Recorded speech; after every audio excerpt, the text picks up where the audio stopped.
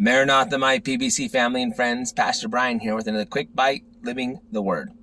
Today our word's going to come from a passage. I don't have my Bible open, guys, so I'm not going to read it to us, but where Christ tells us, or Paul tells us in particular, that we are strangers and pilgrims in a foreign land. And what that got me thinking about that in particular was that I had to, many of you know, I had to go on a quick trip today, or yesterday, and then I'm heading home today. And sleeping last night, I just didn't sleep the best because I wasn't in my own bed, my own familiar surroundings and stuff like this. And so I just didn't get a whole lot of rest, for lack of better terms. But what's interesting about that, as I thought about that, I was thinking about this last night at the Lord, I was thinking about, but that's kind of how our spirit is here in this world. All of us keep thinking that somehow we should have this just blissful, just everything's easy, calm life and stuff like this.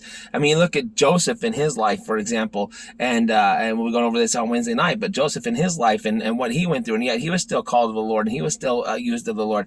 And it's like you wouldn't describe it as this peaceful rest all the time. And this is kind of why we feel this way, is because we are strangers and pilgrims in a foreign land. Even though I was with somebody I love dearly, and even though it was like I had a great time and like that, it just wasn't what I am used to. But then again, that's also how the Spirit of God resides in us. When we go into places that we're not supposed to be, we're doing things we shouldn't be doing. We're uneasy. Why? Because we're in a foreign land, somewhere we don't belong.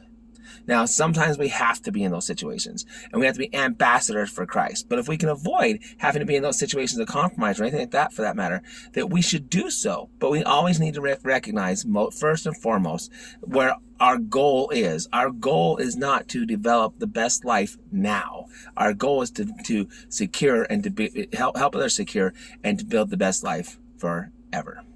So I hope this encourages you today. I love you. We love you. God loves you. And God's got this.